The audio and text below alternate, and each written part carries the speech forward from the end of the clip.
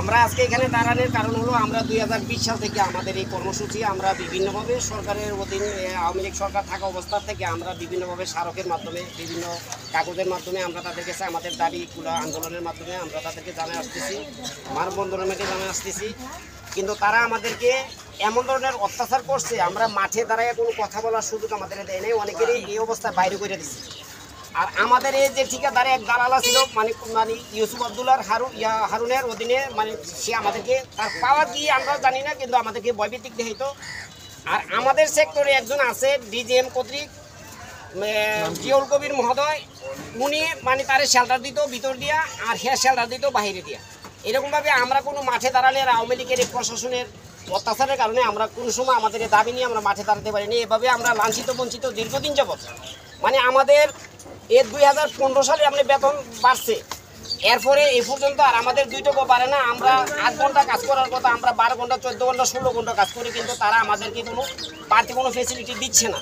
কেউ কিছু বলতে চাইলেই বলে যে বার করে দিবে, মানে বার করে দিব, কে ঢুকায় মানে হেরা দেখবো। তো এই কারণে যেহেতু সরকার পতন হওয়ার পর থেকে আমরা বড় নিঃশ্বাস ফলাইয়া আমাদের বর্তমান মানে প্রধান উপদেষ্টা ডক্টর ইউনূস স্যার, ওনার কথার পরিপ্রেক্ষিতে আমরা সারা বাংলাদেশে আউটসোর্সিং এবং দৈনন্দিন নৈমিত্তিক ডেলি মেসেজ কন্ট্যাক্ট বেসিক সবাই আমরা একত্রিতভাবে আমাদের 2020 সালের যে আন্দোলনের যে ডাক ছিল ওইটাতে আমরা ঐক্যবদ্ধভাবে আমরা নিয়ম শৃঙ্খলাভাবে আমরা বিভিন্নভাবে মানববন্ধন এবং তাদের কাছে আমরা প্রস্তাব দিচ্ছি। তারা আমাদেরকে পরপর 2 বার আমাদেরকে কথাও দিছে, যে আশ্বস্ত করছে যে আমাদেরকে তারা একটা ভালো কিছু একটা দিবেন অথবা আমাদের স্থায়ীকরণ করবেন, ঠিকাদার বাতিল করবেন এরকমভাবে।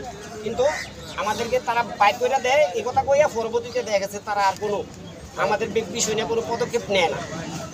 যার দরুন কালকে আমাদের একটা যৌক্তিক ঘোষণা অনুসারে আমাদের ঢাকা ছিল, আমাদের একটা আন্দোলন ছিল। আন্দোলনের পরিপ্রেক্ষিতে আমরা বাংলাদেশ গ্যাস পুলিশ যারা আছি আমরা কেউ যাই নাই, শুধু সরকারি পর্যায়ে ছিল আমাদের লোক কিছু সংখ্যক ছিল। কিন্তু অতর্কিতভাবে আমাদের বাইকের উপরে যে ধরনের হামলা অত্যাচার করা হয়েছে, অনেকের অবস্থা খুব গুরুতর অবস্থায়, আপনারা হয়তো কতটুকু জানি না, অনেকের লাইফ সাপোর্টে আছে, অনেকের চিকিৎসাধীন আছে, গুলিবিদ্ধ হয়েছে। আমরা তাদের অনুসারে আজকে আমরা আমাদের সমন্বয়ক বা সেন্ট্রাল কমিটিতে যারা আছে তাদের ঘোষণা অনুসারে আমরা সারা বাংলাদেশে একসাথে আমাদের 14 প্রতিষ্ঠান সহ আমরা একসাথে কর্মবিরতি দিয়েছি। আমরা কোনো কোম্পানির বিরুদ্ধে কোনো কিছু বলতেছি না, আমাদের দাবি আমরা চাচ্ছি।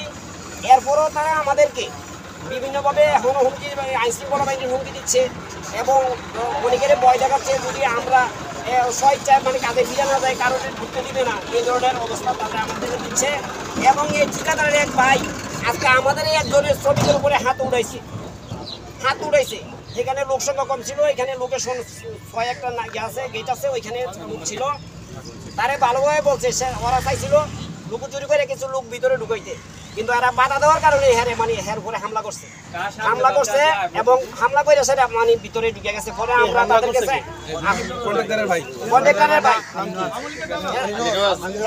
আলী নওয়াজ, আমরা পরবর্তীতে আমাদের অফিসিয়ালি ভাবে লোক মাধ্যমে মানে তাদেরকে জানাইছি। জানানোর পরে বলছে তারা মানে 15 মিনিটের ভিতরে তারা গেট আউট করে দিবে, কিন্তু অর্ধপর্যন্ত তারা কোনো গেট আউট করে না। এই ব্যাপারে আমরা আপনাদের মাধ্যমে মানে তীব্র নিন্দা জানাইতেছি এবং এটার বিচার আমরা আপনাদের মাধ্যমে দাবি করতেছি। আর দ্বিতীয় কথা হইল, আমার একটা কথা ডক্টর ইউনূস স্যার উনি ক্ষমতায় বসার সাথে সাথে বলছিল যে উনি বৈষম্য দূর করবেন।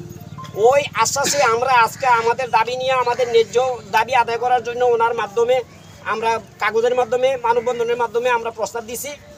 উনি যদি আমাদের এই বৈষম্য দূর করতে যদি উনি ব্যর্থ হয়, আমাদের মাননীয় স্যার যদি বৈষম্য আমাদের কর্মের মাধ্যমে ব্যর্থ হয়, তাহলে আমরা আজকে যারা আউটসোর্সিংয়ে দৈনন্দিন যারা কাজ করি আমাদের সপরিবার সহ একেবারে ওনারা আইনশৃঙ্খলা বাহিনীর মাধ্যমে আমাদেরকে মেরে ফেলো, তাইলে দেশের বৈষম্য অটোমেটিকলি দূর হয়ে যাবে।